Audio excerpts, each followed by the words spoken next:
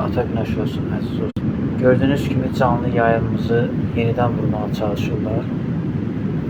Və mən bugün Azərbaycan mətbuatımızın banisi Həsən Bəzərdabinin anım günündə çox xoş xəbər aldım. Bizim dəyərli jurnalistimiz, mənim şəxsən əməkdaşlıq etdiyim və bizim təşkilatımızın əməkdaşlıq etdiyi, dəfələrlə müsahibə verdiyi telekanal, müstəqil televiziya, Kanal 13 televiziyasının baş redaktoru Əziz Orucov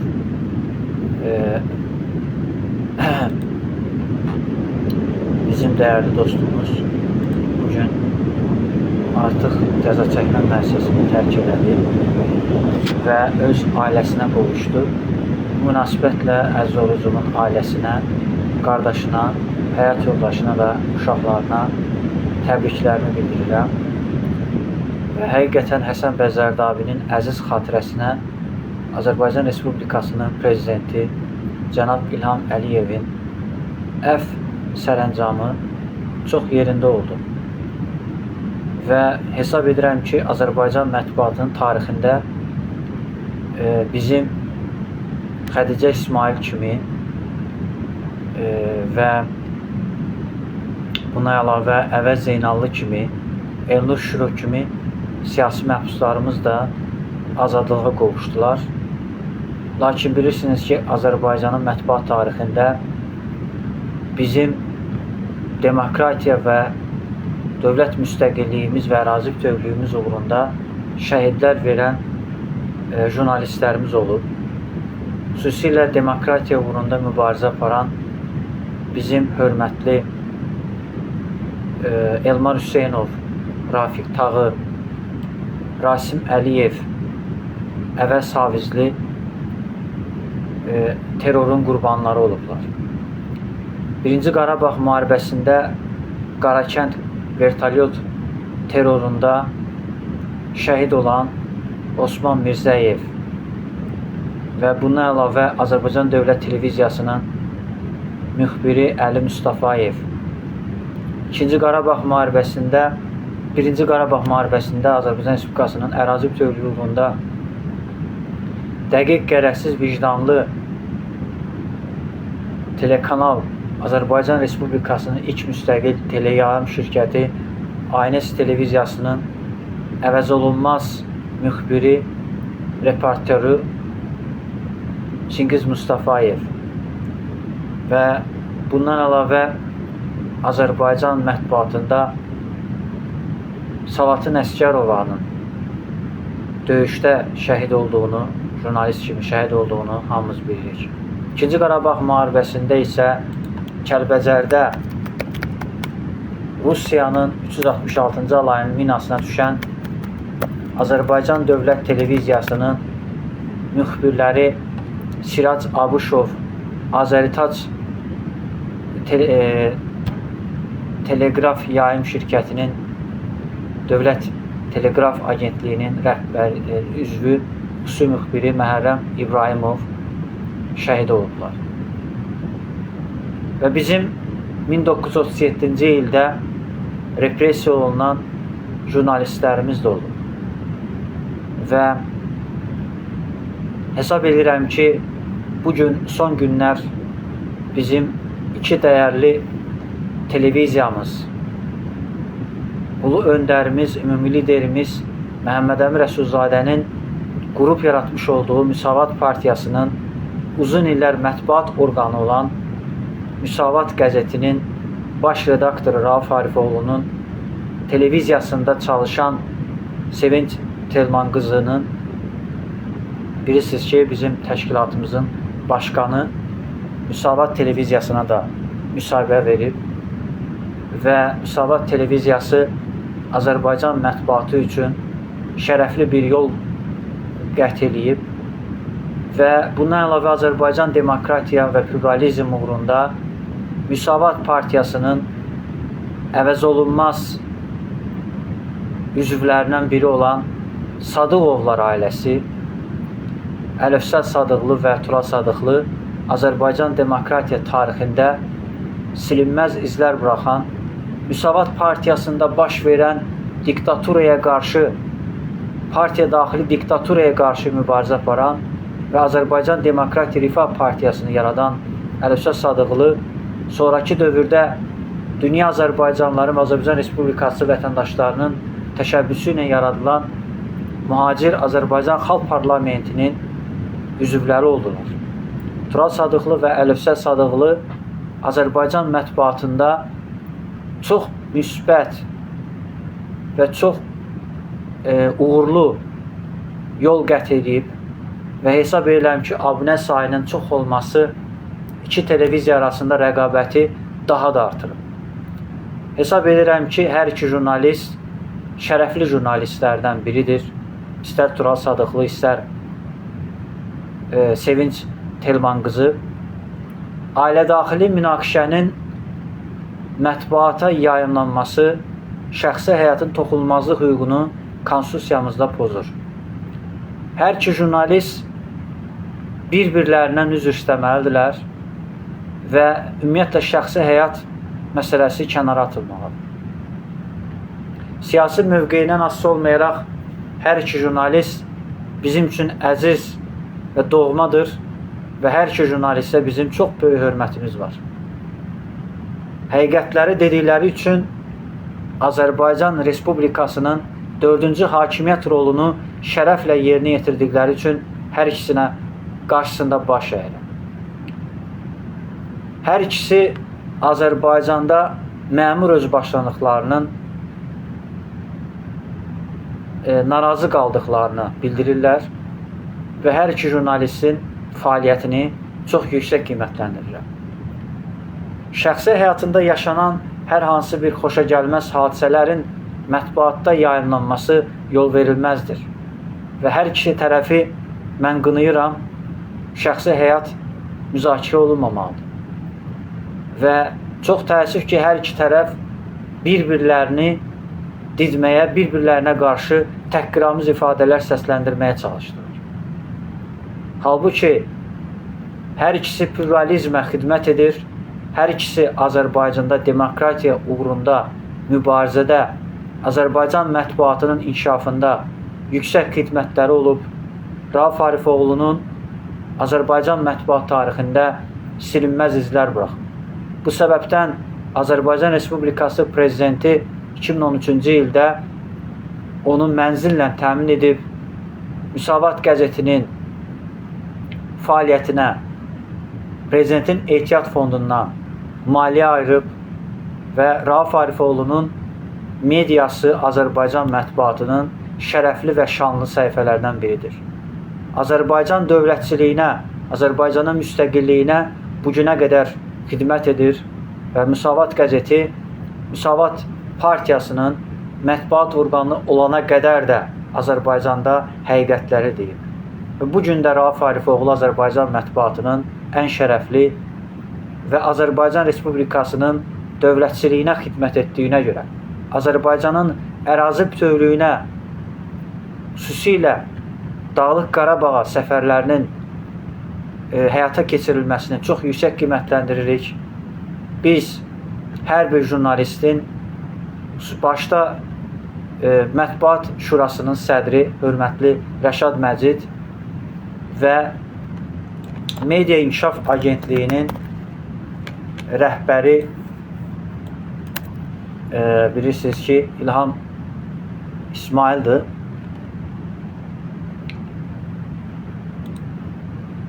Əhməd İsmailovdur və hər iki medianın, Rəşad Məcidin və İlham İsmailovun Azərbaycan Prezidentinin mətbuat azadlığının və KİF haqqında qanun layihəsinə uyğun şəkildə fəaliyyət göstərməsini tələb edirik. Və çox təəssüf ki, Azad Söz televiziyası müəyyən maliyyə çətinliklərini səbəbindən bilirsiniz ki, Amerika Birləşmiş Ştatlarında Respublikaçılar Partiyası hakimiyyətə gələndən sonra Avropa İttifaqı ölkələri ilə iqtisadi münasibətləri kəsməyə çalışdı və Avropa İttifaqının maliyyə Soros fondunun, Rockefeller fondunun bütün institutlarını qarşı repressiyalara başlayıb, Azadlıq Radiosuna qarşı, Amerikanın Səsi Radiosuna qarşı repressiyalar başlayıb və NATO-ya üzv olan, Avropa İttifaqına üzv olan Almaniya Federasiyasında fəaliyyət göstərən Azad Söz telekanalının fəaliyyətinin maliyyə çətinlikləri səbəbindən dayandırılmasını təbii hal sayıram və hesab edirəm ki, dünyada baş verən iqtisadi böhranla əlaqələndirirəm. Bilirsiniz ki, Dünya Fond birjasında neftin qiymətinin kəskin düşməsi və Amerika Birləşmiş Ştatlarının kütləvi şəkildə vergi rüsumlarını Avropa İttifaqı ölkələrinə tətbiq etməsi səbəbindən Tural Sadıqlı belə bir qərar verib. Tural Sadıqlı müstəqil, vətənpərvər və Azərbaycan mətbuatı üçün çox uğurlu, demokratiya uğrunda, pluralizm uğrunda çox uğurlu işlər görüb. Və Tural Sadıqlı dəfələrlə ölkə prezidentimizin mətbuat azadlığı istiqamətindəki siyasəti dəstəkləyib, Avropaya inteqrasiya siyasətini, cənab prezidentin uğurlu Avropaya inteqrasiya siyasətini dəstəkləyib və ona görə də Tural Sadıqlıya qarşı Rusiyanın xüsusi xidmət orqanları ona qarşı sui-qəsdlər və mətbuatına qarşı repressiyalar və xüsusilə dövlət orqanlarımıza sızan Rusiya xüsusi xidmət orqanlarının ona qarşı cinayət işini açması əlbəttə ki, yol verilməz bir haldır. Tural Sadıqlı çox şərəfli bir yol qət eləyib, Azərbaycan demokratiyanın inkişafı üçün, Azərbaycanda pluralizmin inkişafı üçün çox müsbət image formalaşdırıb və 2-ci Qarabağ müharibəsində ərazi bütövlüyümüzü qorunmasında xidmətlər göstərən qazilərimizin problemlərinin, sosial problemlərinin həlli ilə bağlı və Tərtər işi ilə bağlı məsələlər müzakirə eləyib. Tural Sadıqlı azad, demokratik bir xalq parlamentinin qurulması üçün də mübarizə aparıb. Çox təəssüf ki, Tural Sadıqlı Azərbaycan xalq parlamentini tərk etmək məcburiyyətinə qaldı. Və bugünkü Azərbaycan xalq parlamentində baş verənlər də bunun əyani sübutudur ki, artıq qruplaşmanın pik həddədir ki, artıq Azəri Freedom telekanalı, ABBA Media, Kim TV bir cəhbə alıblar. Xatirə xanıma qarşı, Cəbrayilova qarşı cəhbə alıblar. Xatirə xanım Azərbaycan xalq parlamentini tərk etdikdən sonra artıq belə bir böhran yarandığı, artıq Tural Sadıqlı da bunu görürdü. Və Tural Sadıqlı Azərbaycan Respublikası prezidentinin təbii ki, bilirsiniz ki, prezidentlik məzuniyyəti ilə bağlı, Türk-Azərbaycan dostluq münasibətlərinin inkişafı ilə bağlı çox uğurlu bir təbliğat kampaniyası aparıb.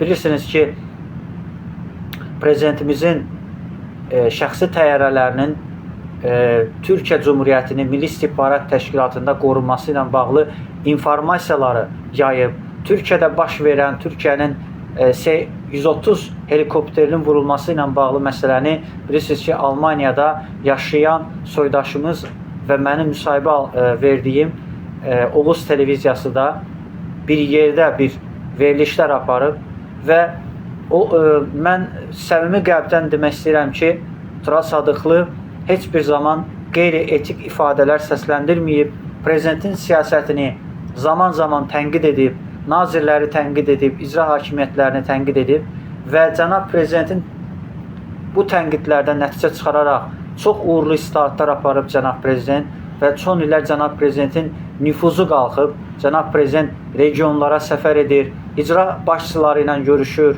icra başçılarına lazımi məsləhətlər verir, göstərişlər verir və Dövlət Təhlükəsizlik Xidmətinin əsasnaməsi ilə bağlı dəyişikliklər edir, icra hakimiyyəti ilə bağlı dəyişikliklər edir və bilirsiniz ki, Avropa siyasi birliyinə üzvlüyü ilə bağlı, Avropa İttifaqı ilə əməkdaşlıq, Avropa İttifaqı üzv ölkələrin əməkdaşlıq, NATO ilə əməkdaşlıq çərçivəsində Müdafiə Nazirliyimizin əməkdaşlığı göz qabağındadır. Cənab Prezident artıq azala məxsus təyyarənin ona qarşı edilən sui-qəsd cəhdlərinin qarşısını aldığına görə və bunu dünyada işə elədiyinə görə, Putin rejimini cənab prezidentimiz İlham Əliyev işə elədiyinə görə artıq belə bir təəssürat yaranır ki, cənab prezidentimiz gələcəyin Məhəmməd Əmin Rəsulzadəsi, gələcəyimizin Əbülfəz Elçi bəyidir.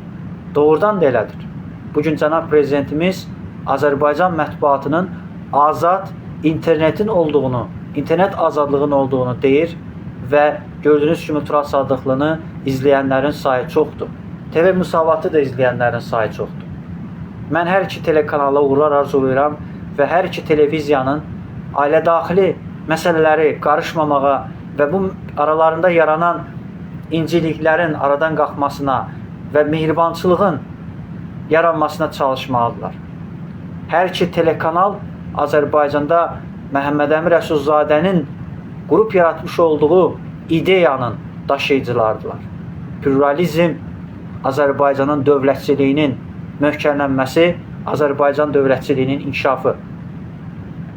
Və mən səmimi qəlbdən hesab edirəm ki, Tural Sadıqlı da istəyir ki, Azərbaycanda heç bir təqsirlənən şəxslərin, günahsız yerə təqsirlənən şəxslər olmasın, Azərbaycanda insan haqları pozulmasın, seçkilər saxtakarlıqla keçirilməsin və cənab prezident də əslində maraqlıdır ki, Azərbaycanda demokratik, şəffaf prezident seçkiləri, parlament seçkiləri, bələdiyyə seçkiləri keçirilsin.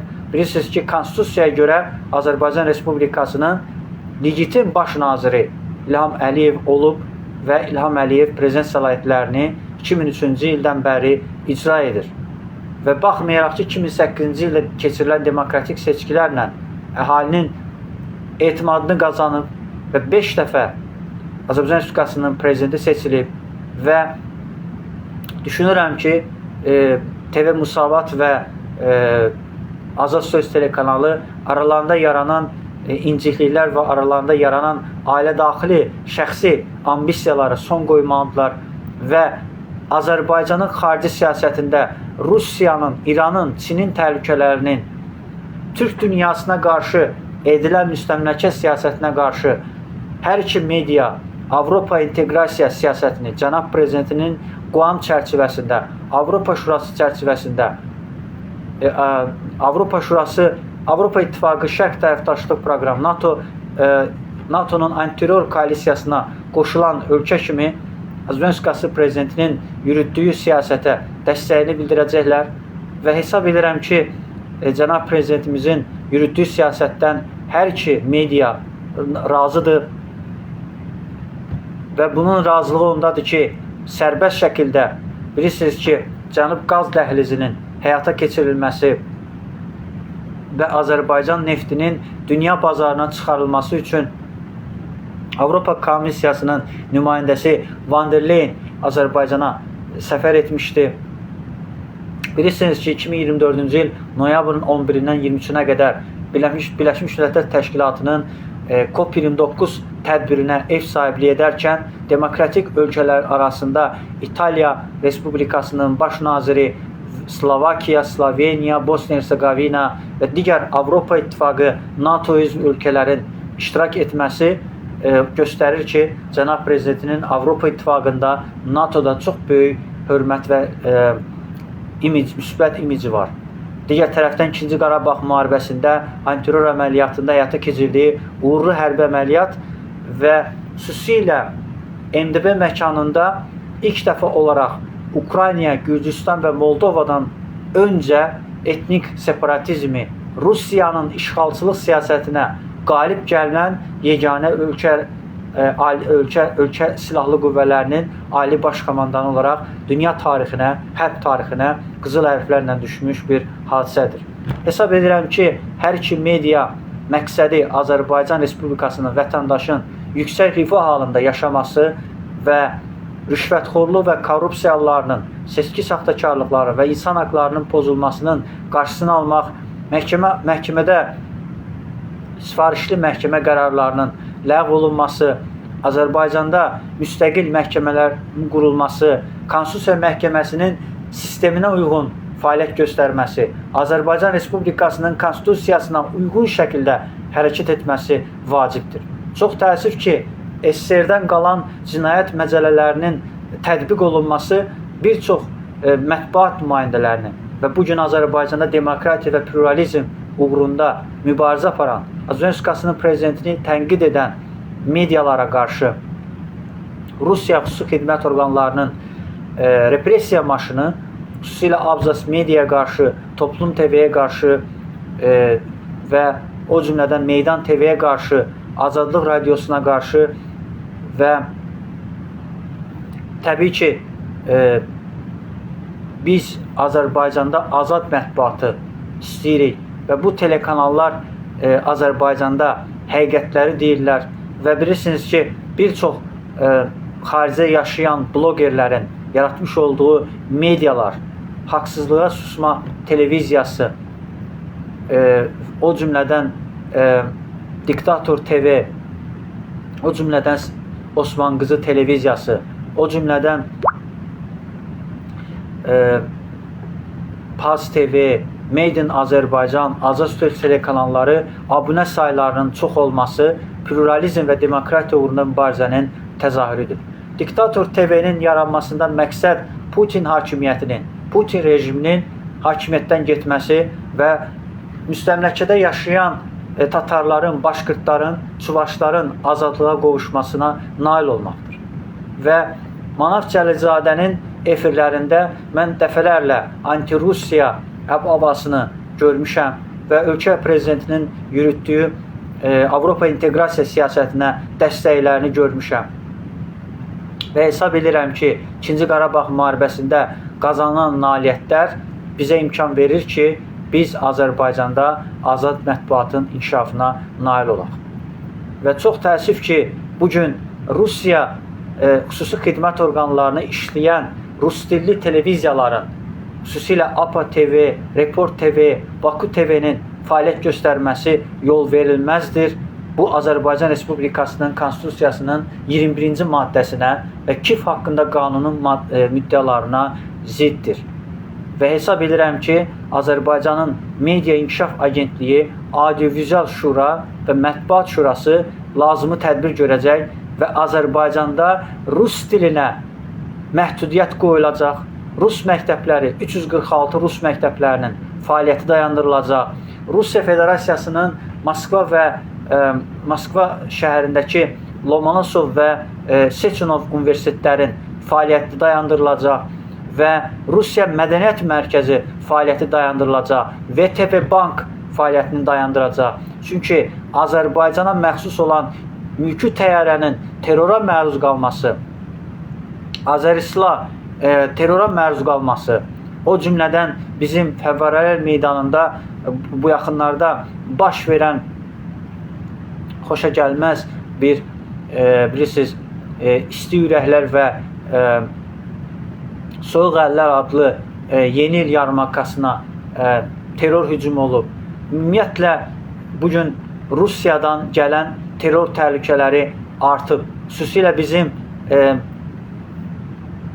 8 noyabr bizim zəfər günündə böyük bir zəfər paradımızın keçirilməsi, 3 ölkənin, Pakistanın, Türkiyə Cumhuriyyətinin və Azərbaycan Respublikasının prezidentinin iştirakı ilə keçirilən, 3 ölkənin ordusunun iştirakı ilə Azadlıq meydanında keçirilən hərbi paradda təbii ki 3 ölkə dünyaya nümayiş etdirdi ki, biz qüdrətli dövlətik, biz super dövlətik, dünyanı idarə edəcək dövlətik. Bilirsiniz ki, Pakistan İslam Respublikası tarixən Qızılbaşlar imperiyasının, Səfəvi imperiyasının varisi olub və Hacı Zeynəddin Tağıyevin bilirsiniz ki, maliyyə dəstəyi ilə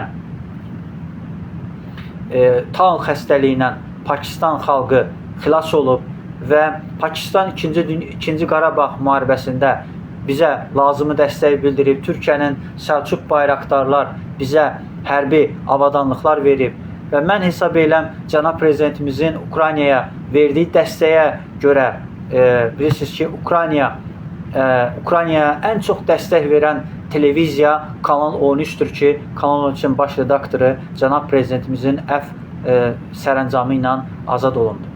Və cənab prezidentimizin 28 dekabr 2024-cü il sərəncamı ilə elan edilən konstitusiya və suverenlik ilində ən uğurlu addımlardan biridir və mən hesab edirəm ki, bu bizim mətbuatımızın davamlı əfv sərəncamlarının olmasına dəlalət eləyəcək. İnanırıq ki, Abzas Media, Toplum TV, Meydan TV, Azadlıq Radiosunun da, əməkdaşlarının da azadlığa qovuşması yaxındır. Və biz hesab edirik ki, Azərbaycan mətbuatı tam azad olmalıdır. Heç bir, hətta xaricdə yaşayan bugün soydaşlarımızın yaratmış olduğu medialar, ABA Media, Azeri Freedom Televiziyası,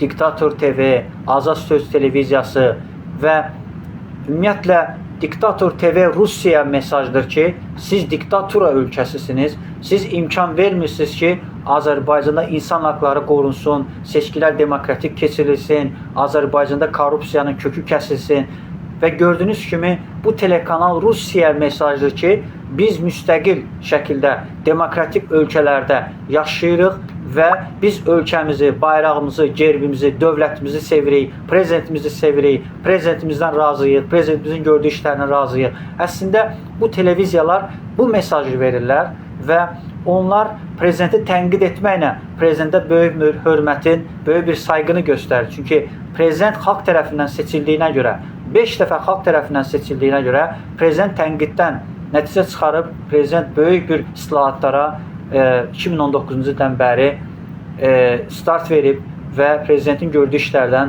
10 milyon vətəndaş razıdır. Digər tərəfdən xüsusi qeyd etmək istəyirəm ki, bu mühüm xəbər, təbii ki, mən bu xoşa gəlməz hadisəni izləyəndən sonra və bugün də gördüm ki, yenə müzakirə ediblər və bu müzakirəyə bizə yaraşmır və xüsusilə Məhəmməd Əmin Rəsulzadənin əziz ruhuna yaraşmır. Nəcəf Nəcəfovun əziz ruhuna yaraşmır. Nəcəf Nəcəfov da bilirsiniz ki, Azərbaycan mətbuat tarixində silinməz izlər buraxıb. Üzeyir Həcibəyov, Cəlil Məmmədquluzadə, Ömər Faiq Nemətzadə və saya bilmədiyim bir çox Aqil Abbas və digər bizim şərəfli jurnalistlərimiz var və onlar Azərbaycan mətbuatında silinməz izlər buraxıb. İradə Tuncayın yazıları və ümumiyyətlə Azərbaycan mətbuatı çox şərəfli bir yol keçib və hesab edirəm ki, Azərbaycanda Xudu Məmmədovun və Asif Atanın rolu Azərbaycan ədəbi fikrində çox böyük rol olub. Həsən bəy Zərdabi, bilirsiniz ki, ölümü ilə bağlı çox saylı bir fikir var və hesab edirəm ki, biz onun əziz ruhunu 2016-cı ildə yad eləmişik və biz difai təşkilatımızın Əhməd Ağoğlunun yolu ilə gedirik və bilirsiniz ki, Əhməd Ağoğlunun da fəaliyyəti məhz Həsən bəy Zərdabi ənənələrinin davamı idi.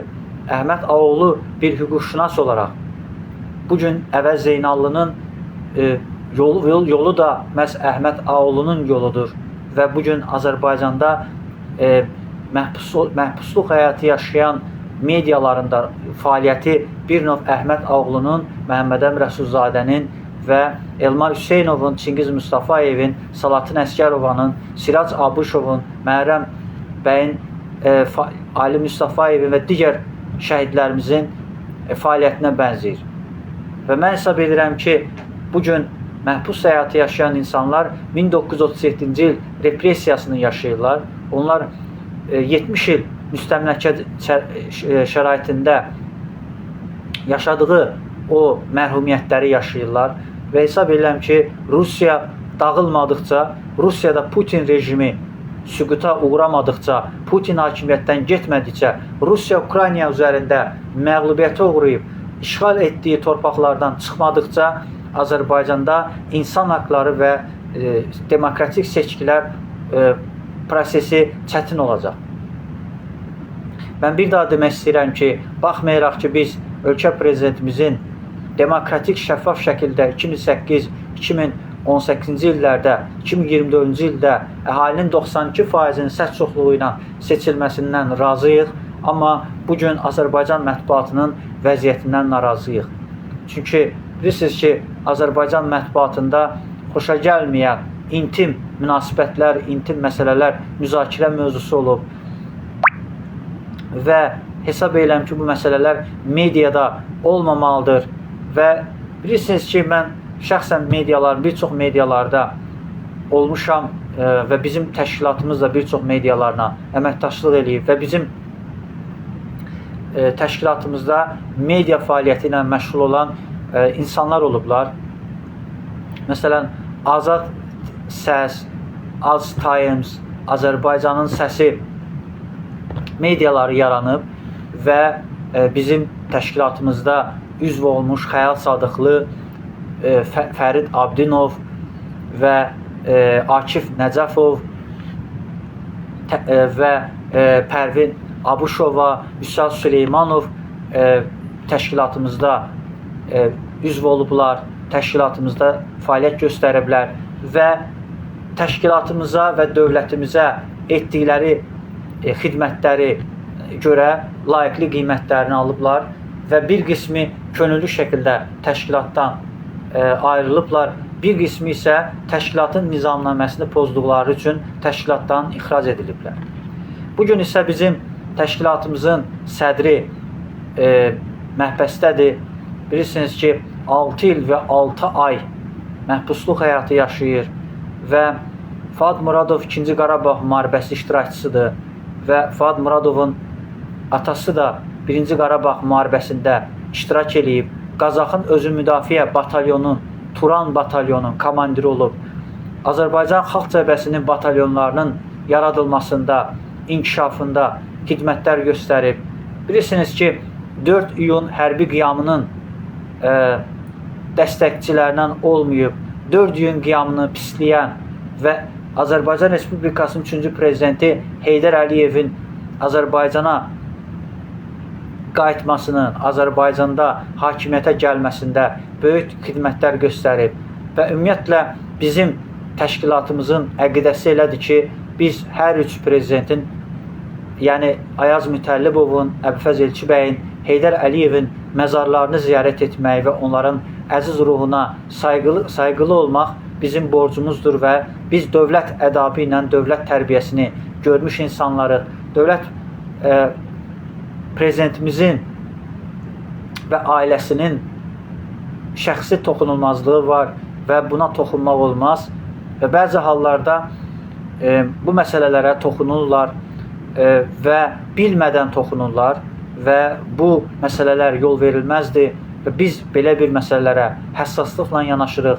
Belə məsələlərdə arzu edirəm ki, Azərbaycanda ədalətsizlik və haqsızlıqlar azaldıqca, Azərbaycanda qazilərin hüquqları bərpa olunduqca və digər tərəfdən tərtər işində zərər çəkən insanlar da bilirsiniz ki, onu işıqlandıran İlham Aslanoğlu, Abid Qafarov, Əvəz Zeynallı və digər jurnalistlər həbs həyatı yaşayıblar və hesab edirəm ki, Abzas Media, Toplum TV və Kanal 13-ün fəaliyyəti, xüsusilə Meydan TV-nin fəaliyyəti göz qabağındadır. Meydan TV də bilirsiniz ki, Azərbaycanda, Almaniyada yaradılan Azad Söz telekanalı kimi ilk müstəqil, xaricə yaranan ilk müstəqil internet televiziyasıdır. Meydan TV-nin izləyicilərin də sayı çoxdur. Bilirsiniz ki, Mikroskop Media, Hamam Times və digər medialarda Azərbaycanda pluralizmini inkişafında xidmətlər göstərir. Bilirsiniz ki, Azərbaycanda Müsavat Partiyasının, Basta Info və Azərbaycan Xalq Cəbhəsinin mediası olan Azərbaycan Saatı televiziyası və Azadlıq qəzeti var və hər iki mediada bilirsiniz ki, izləyici sayına görə və Facebook səhifəsinin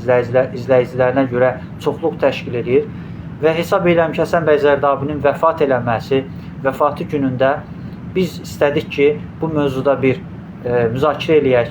Məsələ nə yerdədir? Niyə baş verib? Tural Sadıqlı ümumiyyətlə bu hadisəni baş verdiyini inkar eləmir. Əksinə, bu hadisənin baş verməsinin ümumiyyətlə onun fəaliyyətinə zərər vurmadığını və bu şəxsi həyatdır və bu şəxsi həyatın ictimailəşməsinə medianın bu işə qarışmasına etik baxımdan yol verilməz, şəxsi həyatın toxunulmazlıq hüququnun konstitusiyada pozulması kimi qiymətləndirir. Amma Müsavat qəzetinin müxbiri Sevinç Telman qızı ona edilən iddialara hüquqi cavab vermək əvəzinə və bunu hətta üzrxahlıq etmək əvəzinə, üzr istəmək əvəzinə Sevinç Telman qızı bu hadisəni sanki görməzdən gəldi və bu hadisənin olmadığını deməyə çalışdı və hesab edirəm ki, Sevinç Telman qızı bu hadisə ilə bağlı özü ərizəni yazıb istifa versəydi və ümumiyyətlə xalqa müraciət etsəydi ki, artıq mənə qarşı belə bir informasiya yayılıb və mən belə bir vəziyyətdə efirə çıxa bilmərəm və mən bu efirdə artıq bu cür fəaliyyət göstərə bilmərəm. Bunu desəydi, mənə elə gəlir ki, Tural Sadıqlı artıq bu ona qarşı edilən tənqidləri dayandıra bilərdi. Yəni, çıxış yolu bu ola bilər və bilirsiniz ki, Rauf Harifoğlu da və Zamin Hacı da bu məsələləri açıqlama verə bilərdi və açıqlama verib aydınlıq gətirərdi və bu məsələ ilə bağlı mənə gəlir ki, cinayət işi açıla da bilər və lazımi şəkildə Müsavat qəzetinin fəaliyyəti dayandırıla da bilər. Çünki belə bir halın baş verməsi, belə halın təbii ki, Azad Söz telekanalında açıqlanması yol verilməz bir şeydir. Yəni, əslində, belə bir məsələnin açıqlanmasının fonunda ictimai rəy artıq Azad Sözə inanır və orada rəy bölümündə də, Müsavat qəzetinin rəy bölümündə də qeyri-etik ifadələrdən də bəlli edir ki, demək, Azad Söz telekanalına inananların sayı daha çoxdur və abunələrin sayı daha çoxdur və mən hesab edirəm ki, Sevinç Telman qızı bu məsələ ilə bağlı ümumiyyətlə məsələyə üzrxahlıq etmək, üzr istəmək, bu hadisəyə görə peşmançılıq yaşadığını demək daha düzgün olardı və hesab edirəm ki, onda məsələlər daha həqiqətə qovuşar. Mən məsələn xatırlayıram ki, rəhmətlik Cabir İmanovun vəfatı ilə əlaqədar o video yayımlananda mən də sarsıldım, inana bilmədim.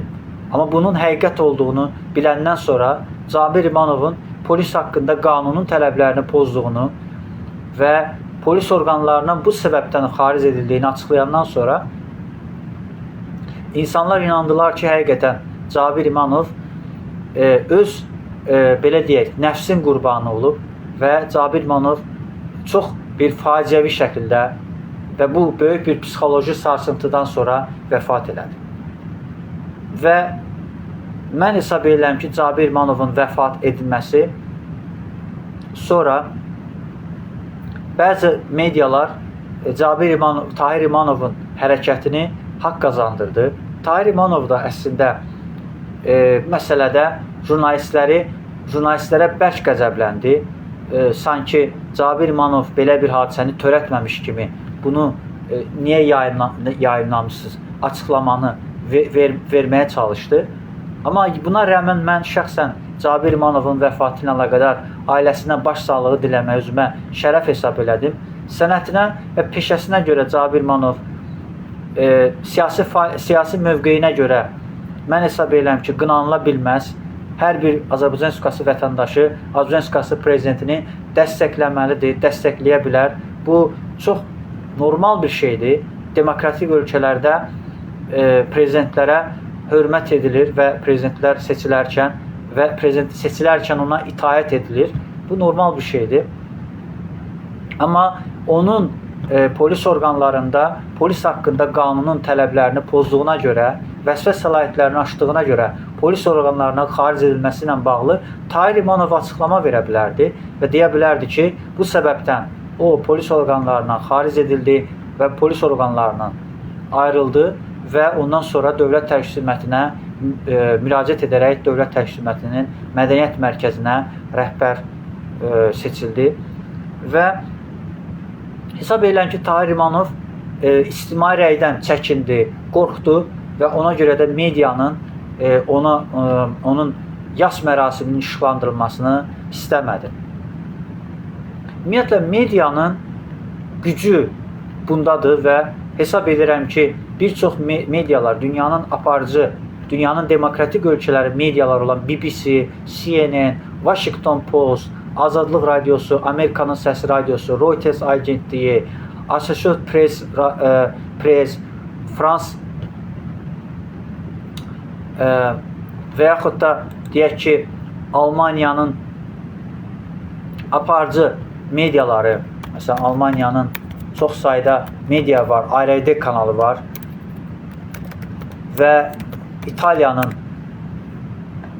mediaları var ki, dünyada tanınır və dünyada izlənilir. Türkiyənin də aparıcı mediaları var və bilirsiniz, Habertürk, Sözcü TV və yaxud da deyək ki, Teke-tek proqramı var idi. Ən çox izlənilən proqramdır.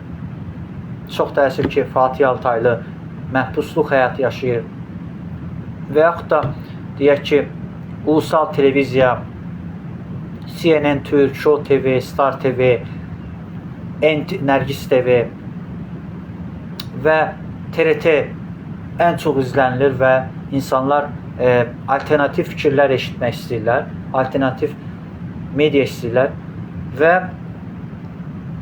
bir şey deyim ki, Azərbaycanda yalnız müzakirə səviyyəli və səviyyəsiz proqramlar məsələsi, xüsusilə özəl televiziyalar bayağı verilişlərin, Elgizlərin, Xoşqədəmlərin, Zaruların verilişlərindən narazılıqlarını bildirirlər və Real televiziyasının səviyyəli proqramları var, İctimai televiziyanın səviyyəli proqramları var, Azərbaycan televiziyasının səviyyəli proqramları var və hər üç televiziya bir-birlərindən rəqabət apardılar.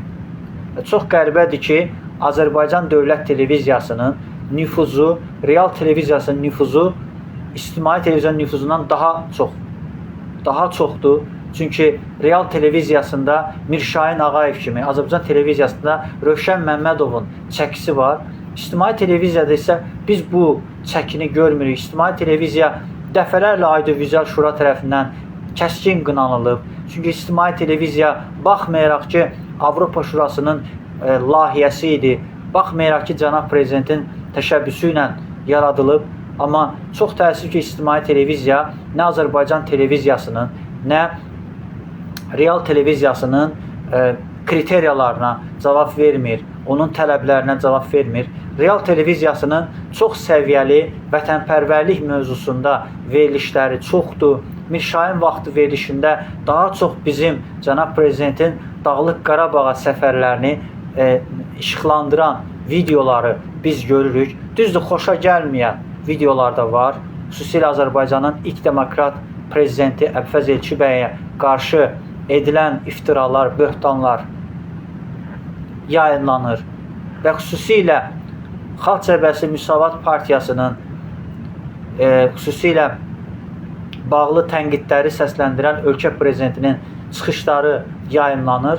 Mən hesab edirəm ki, medialarda müəyyən rəqabət olması təbiidir. Bugün xaricdə yaşayan medialarda da rəqabət mövcuddur. Azəri Freedom'un öz auditoriyası var, ABA Medianın öz auditoriyası var, Azad Sözün öz auditoriyası var, Sevinç Osman Qızı televiziyasının öz auditoriyası var. Az qala unutmuşdum, Düz Danışaq televiziyası İsmail Cəllovun da izləyicilərin sayı çoxdur. Orada da səviyyəli qonaqlar və müstəqil fikirlərini səsləndirən qonaqlar və xüsusilə tamaşaçı zəngləri çoxluq təşkil edib və hər baxımdan mən düşünürəm ki, mediaların nə qədər sayı çox olarsa, xaricdə və ya ölkə daxilində o qədər inkişaf eləyər. Bizim Azad 2 səhifəsində heç bir mediaya qarşı məhdudiyyət qoymuruq. Yəni biz iqtidarlı müxalifətli mediaların, yəni belə deyək, məqsədimiz Azərbaycanın azad mətbuatının dövlətə xidmət edən, vətənə xidmət edən, xalqa xidmət edən mətbuatların sayı çox olsun və ümumiyyətlə əqidələrə görə insanları bölmək olmaz. Biri məsələn Heydər Əliyevin əqidəsindədir, biri Rəsulzadənin əqidəsindədir, biri Elçibəyin əqidəsindədir, biri İlham Əliyevin əqidəsindədir. Hər bir əqidəyə biz hörmətlə yanaşmalıyıq. Pluralizm bunu tələb edir, demokratiya bunu tələb edir və kimsə İlham Əliyevi dəstəkləyə bilər, kimsə Rəsulzadəni dəstəkləyə bilər, kimsə Elçibəyi dəstəkləyə bilər, kimsə Heydər Əliyevi dəstəkləyə bilər. Yetər ki, Azərbaycan xalqına xəyanət edən Nərimanovları, Əli Heydər Qarayevləri, Məşədə Əzbəyevləri və yaxud da Səməd Vurğunları, Rəsul Ruzaları dəstəkləməsinlər. Azərbaycan dövlətinə, Azərbaycan xalqına xəyanət edən və xüsusilə mən xoşuma gəlməyən o Çingiz Abdullayev kimi, Ayaz Salayev kimi, Ramiz Mehdiyev kimi, Əli Həsənov kimi insanlar var ki, Putinin uşaqlarıdırlar, Putinin dəstəkçiləridirlər, Putinin trolluğunu edirlər. Bu yaxınlarda mən bir səhnə ilə qarşılaşdım. Bir peşəkar bir həkim Azərbaycanın müstəmləkə dövründə dalğalanan qırmızı terror adlandırılan qırmızı bayrağı, SSR-nin bayrağını, Rusiyanın dövlət bayrağını dalğalandırdı və barəsində həbs qətimkan tədbiri seçdi. Və bizim dövlət atributlarımızdan istifadə etməmək vətənə, dövlətə xəyanətdir, başqa bir şey deyil.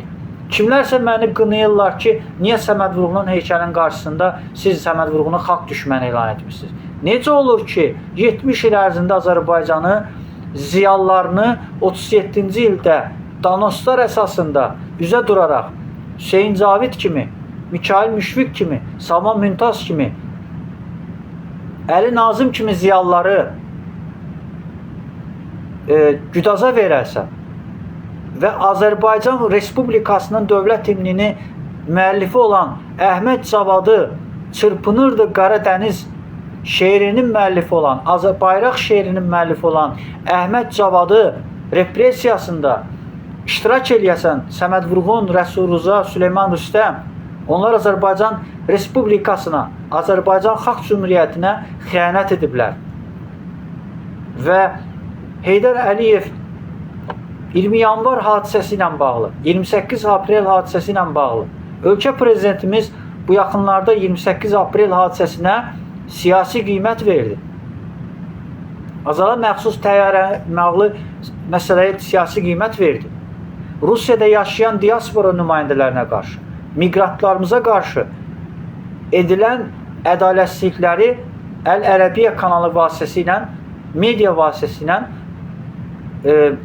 Rusiyanın terror maşını olduğunu, Rusiyanın avtoritar və diktaturalı bir rejim olduğunu media vasitəsilə açıqlama verdi. Bəs nəyə görə bugün o çıxışı yayımlamırlar? Prezidentimizin Vəzirovla bağlı təlxəy deməsini, mən şəxsən videoda belə bir başlıq yazmışdım ki, o Rusiya Federasiyasının prezidentini nəzərdə tutur. Bugün Putin təlxəydir. Təlxəycəsinə xalqı aldadır, öz xalqını aldadır, Rus xalqını aldadır, Rus xalqını düşmən ruhunda, faşist ruhda, komünist ruhda yetişdirir, antidemokratik ruhda yetişdirir. Türk xalqlarına qarşı, Slavyan xalqlarına qarşı və yaxud da Avropa xalqlarına qarşı düşmənçilik ruhunda yetişdirir. Çünki bu insan Rus faşizminin, Rus şovinizminin yetişdirdiyi bir prezidentdir. Və hesab edirəm ki, Vladimir Putin haqqında söz deyə bilməyən ağzı göyçəklər bugün qalxıb Ramiz Mehdiyev haqqında danışırlar, Əli Həsənov haqqında danışırlar və yaxud da Çingiz Abdullayev haqqında danışırlar və yaxud da Ayaz Salayev haqqında danışırlar. Bu yersiz bir məsələdir. Çingiz Abdullayevlər və yaxud da dediyim Əli Həsənovlar, Ramiz Mehdiyevlər Putini xidmət ediblər, Putinlə ordenlər aldılar. Putinlə ordenlər aldıqları üçün onlar bugün özləri elə bir əzəmətdədirlər ki, onlara medialarda sanki onlar haqqında bir dəqiq çəkiliş aparmaq belə mümkün deyil. Və sual olunur ki, medialar bir dənə Əloğuz çıxdı efirdə, dedi ki, Azərbaycan Dövlət Neft şirkətinə xlorid turşusunu qatan Rusiyanın Lukoil şirkəti var. Angelina adlı bir cəsus, Putinin cəsusu gedib Sokar şirkətinə sızıb və Azərbaycanda Rusiyaya cəsusluq edib. Və bunu işıqlandıran Əloğuz açıqlama verdi. Lukoil şirkətinin benzin doldurma məntəqəsi niyə bağlanmır? Azərbaycan Dövlət Neft şirkətinə qarşı terror törədən dövlət Rusiya Federasiyası. Niyə səfirliyi bağlanmır? Niyə səfirlik mənim telefonumu əlimdən alır? Niyə mənim hesabımı, ada qara hesabımı əlimdən alır? Və Rusiyanın milis orqanlarında işləyən bir əli gəlib mənim Rusiyada yaşayan bir milis orqanında işləyən bir adam mənim telefonumu əlimdən alır, vermir və gəlib Azərbaycana, gəlib qəsdən mənim telefonumu əlimdən alır, vermir. Rusiya amonunda çalışan bir adam əli gəlib mənim hesabımı əlimdən alır. Azad ki sorğuluyur, deyir ki, Dərbənd şəhərində yaşayan bir adam, deməli Rusiyanın polis rəisidir, gəlib mənə deyir ki, Azad ki səhifəsində sən Rusiya dövlətinin əleyhinə yazılar yazırsan, bizə ziyan vurursan, siz 22 fevral 2022-ci il iki ölkə prezidentinin müqaviləsinə, müttəfiqliyinə zərər vurursan, bədbəxt olub, bədbəxt. Ay manqurt, biz Rusiya Federasiyasının müstəmləkəsiyikmi? Yaxşı, müttəfiq idisə, niyə Azərbaycanın məxsus təyyarə, mülkü təyyarə terrora məruz qalır? Niyə cənab prezident təyyarə minməkdən imtina eləyir? Niyə Bodrum şəhərində Türkiyənin Milli İstihbarat Təşkilatının təhlükəsizliyi tərəfindən qorunur, İsveçrədə qorunur, digər ölkələrdə qorunur? Görürsünüz ki, xaricdə yaşayan blogerlər prezidentin təhlükəsizliyini, prezidentin sağlamlığını belə düşünürlər. Bax, budur prezidentə xidmət, budur prezidentə dəstək. Bugün Əloğuz, Tural Sadıqlı medialarında açıqlama verdilər ki, Sevinç Osman qızı açıqlamalar verdilər ki, cənab prezidentin həyatı təhlükədə olduğu üçün demokratik ölkələrə gediblər. Rusiyanın terrorundan qorunmaq üçün cənab prezident demokratik ölkələrinə, Avropa Şurasında bir yerdə əməkdaşlıq etdiyi, enerji layihələrində əməkdaşlıq etdiyi ölkələrdə bir müddət təhlükəsizlik səbəbindən prezidentlik məzuniyyətinə çıxır. Və bunu media, xaricdə yaşayan medialar açıqladılar. Bax, budur prezidenti müdafiə eləmək, prezidenti dəstəkləmək. Siz baxın, hansı dövlət mediası bu şəkildə açıqlamalar verdi. Dövlət Təhlükəsizlik Xidməti həmin medialara xəbərdarlıq elədilər ki, prezident haqqında yalan informasiyalar yaymayın. Ölkə daxilində olan medialara xəbərdarlıq elədi və bizim hörmətli prezidentimizin köməkçisi Hikmət Hacıyev cənabları mediaya göstəriş verdi ki, Rusiyaya xidməti yığışdırın, Rus dilində Rusiyanın təbliğatını yığışdırın və bir çox medialara qadağalar qoydular. Prezident Az saytının səhifəsində Dövlət Təhlükəsizlik Xidmətinə məxsus məlumatları Rusiya FSB-si haker hücum edib və bu barədə biz informasiya yaydıq. Və Dövlət Təhlükəsizlik Xidmətinin rəisi hörmətli Əmin Ağayev cənablarına təşəkkür edirəm ki, hətta biz saytlarımıza, dövlət saytlarımıza kiber hücum edən Stefani Miloni adlı Fransanın cəsusunun olduğunu açıqladıq və Dövlət Təhlükəsizlik Xidmətinin bir əməkdaşı bizimlə məxfi şəkildə görüşdü, Atatürk prospektinə görüşdü və təşəkkür elədi və bu fəaliyyətinə görə yüksək qiymətləndir bildirdi. Və mən hesab edirəm ki, Dövlət Təhlükəsizlik Xidmətinin hər bir əməkdaşı bizim soydaşımızdır və onların həyat təhlükəsizliyi bizim üçün əzizdir. Əlbəttə ki, Dövlət Təhlükəsizlik Xidmətinin əməkdaşlarının maaşı yüksək olmalıdır. Əlbəttə, bugün Daxili İşlər Nazirliyinin maaşları yüksək olmalıdır. Çünki bizim asayişimizi, bizim hüquqlarımızı, bizim sabitliyimizi qoruyurlar. Jurnalistlərin azad sərbəst fəaliyyətinə imkan verdilər. Mən media nümayəndəsi olaraq, Qalib Sultanlar qəzetinin xüsusi müxbiri olaraq sərbəst şəkildə yol hərəkəti qaydalarının pozulmamasını çalışıram, işıqlandırıram və təqsirlənən şəxslərin, jurnalist dostlarımızın məhkəmələrində iştirak edirəm, jurnalistlərə, siyasi məhbuslarımıza dəstək bildirirəm. Bu mənim borcumdur. Bir daha biz baş sağlığı diləyirəm.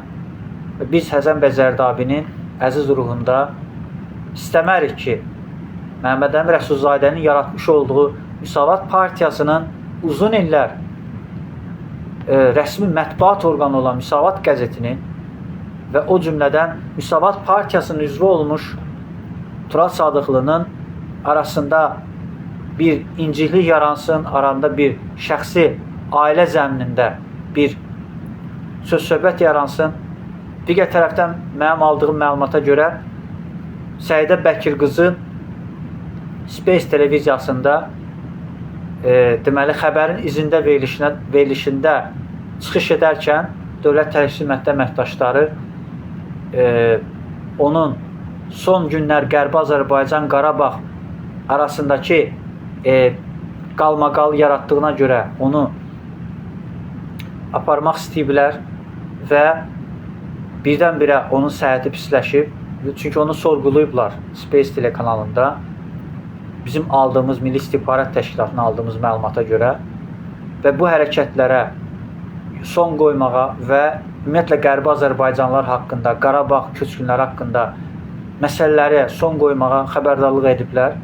Mən buradan təşəkkür edirəm Dövlət Təhlükəsizlik əməkdaşlarına və hörmətli rəisimiz Əli Nağıyev cənablarına təşəkkür edirəm və doğrudan da şərəflə, ləyaqətlə xidmət edirlər, vətənə, dövlətə sədaqətlə xidmət edirlər. Azərbaycan Respublikasının dövlət müstəqilliyinə və ərazi bütövlüyünün qorunmasına çalışırlar. Üçrəngli bayrağımızı müdafiə edirlər və Dövlət Təhlükəsizliyinin bilirsiz ki, Şuşa şəhərində şöbəsi var. Əli Nağıyev özü 1-ci Qarabağ müharibəsində iştirak edib. Elə hörmətli Daxili İşlər Nazirliyimiz də uzun illər müharibədə iştirak edib. İstər İskəndər Həmidov, istər Ramil Yusubov, istərsə də Vilayət Eyvazov özü bilirsiniz ki, müharibə iştirakçılardılar. Müharibə cəbhə bölgələrində olublar və daxili qoşunlarının komandanı sayılır. Və mən hesab edirəm ki, biz bu söz-söhbətlərə son qoymalıyıq. Bu ciddi məsələdir və bu mediada ciddi şəkildə müzakirə olunmalı məsələdir. Azad Söz telekanalı ilə TV Müsavat bizim üçün doğma, bizim üçün hörmətə layiq bir televiziyadır. Və bu mediaların, baxın, bizim Azad Kif səhifəsində hər ikisinin mövqeyini biz yayımlayırıq. Biz obyektiv və neytral mövqedə yanaşırıq. Dəqiq, qərəzsiz, vicdanlı yanaşırıq. Buna görə çalışırıq ki, heç kimin siyasi mövqeyinə qarışmayaq. Ümumiyyətlə, siyasi partiya mövqeyi onun şəxsi işidir. İstər Yeni Azərbaycan Partiyasına qoşular, istər Xalq Cəbhəsi Partiyasına qoşular, Müsavat Partiyasına qoşular. Azərbaycanda çox partiyalı bir ölkəyi, demokratik ölkəyi, hər kəs öz əqidəsində azaddır. Kim Heydər Əliyevi dəstəkləyir, kim Rəsulzadəni dəstəkləyir, kim Elçibəyi dəstəkləyir. Bizim üçün önəmli deyil, bizim üçün önəmli olan qanunlara əməl etməsidir. Qanunları pozmamasıdır. Bizim üçün o əqidə önəmli deyil. Hansı əqidədə olursunuz olun. Mən hər bir əqidədə olan insanlara hörmətlə yanaşıram. Kimsə Heydər Əliyev haqqında xoş söz deyirsə, ona hörmətlə yanaşıram. Kimsə Rəsulzadə haqqında xoş söz deyirsə, ona hörmətlə yanaşıram. Elçibəy haqqında xoş söz deyirsə, ona hörmətlə yanaşıram. Amma mən Rəsulzadəyə, Elçibəyə dil uzadan insanlara heç vaxt bağışlamaram. Heydər Əliyevə dil uzadanlara heç vaxt bağışlamaram. İlham Əliyevə dil uzadanlara heç vaxt bağışlamaram. Bunu mən vətənə və dövlətə xəyanət hesab edərəm. Bəzi insanlar məni inandırırlar ki, yox, siz əqidənizdə tam müəyyənləşdirməmişsiniz, hansı əqidədəsiniz. Mənim əqidəm bəllidir, mən etatizm ideologiyasına inanıram və heç bir partiyaya bağlı, heç bir partiyaya tabe deyiləm. Mən vətənimə, dövlətimə bağlı bir insanam. Ailə üzvlərim də hər biri elədir. və bizim hər bir çıxışımızda obyektivliyi, neytrallığı gözləyirik və hər bir çıxışımızda məsuliyyət daşıyırıq, mətbuat məsuliyyəti daşıyırıq və heç kimdən qorxmuruq, heç kimdən çəkinmirik. Biz qanun pozuntularını görəndə görməzdən gəlmirik. Hər hansı bir ərazi, ağac kəsilirsə onu qınayırıq. Polis haqqında qanun pozulursa onu qınayırıq. Və yaxud da yol hərəkəti qanunu pozulursa qınayırıq. Çift haqqında qanun pozulursa qınayırıq. Və yaxud da siyasi partiya haqqında qanun pozulursa qınayırıq. Ümumiyyətlə, prezidentimizin qəbul etdiyi qərarlar, prezidentimizin qəbul etdiyi sərəncamlar, fərmanların əməl edilməsini çalışırıq. Biz şəxsən əməl edirik. Və mənim deyəcəyim bu qədər. Tarixi bir gündür və hesab edirəm ki, dekabr 7-si Azərbaycan parlamentinin yaranması günüdür. Bu münasibətlə də Azərbaycanın qanunverici orqanına sədrlik edən hörmətli xanım Sahibə Qafarova təbriklərimi bildirirəm. Azərbaycan parlamentində çox sayda bizim mətbuat nümayəndələri var, başda Aqil Abbas olmaqla və təbii ki, Azərbaycan mətbuatında xidmətlər göstərən millət vəkillərimiz, istiqlalçı millət vəkillərimiz var və mən hesab edirəm ki, mətbuatın dostu olan Heydər Əliyev, İlham Əliyev, Mehriban Əliyeva ölkəmizin ən şərəfli insanlarıdır, ən ləyaqətli insanlarıdır və mən hesab edirəm ki, biz bu aralarında baş verən hadisənin bizim milli maraqlarımıza zərər vurduğunu düşünürəm. Düşünürəm ki, demokratiyanın, pluralizminin müəyyən qaydaları var, qanunları var. Ailə dəyərlərinə toxunmaq olmaz. Yəni, bir insanın yaradılışı elədir ki, bir insanın şəxsi həyatına kimsə toxunarsa, onun şərəfinə dəyər, namusuna dəyər. Ümumiyyətlə, Tural Sadıqlının həyat yoldaşı onun namusudur. Və yaxud da Sevinç Telman qızının əri onun üçün namusdur. Ona görə də bu namus məsələsinə görə bu məsələyə son qoyulmalıdır və medialar arasında yaranan problemlər hüquq çərçivəsində, qanun çərçivəsində həllini tapmalıdır. Bir daha hər bizə təşəkkür edirəm. Sağ olun, atamız var olsun. Bir daha başımız, bütün media nümayəndələrinin başı sağ olsun. Tanrı Türkü qorusun.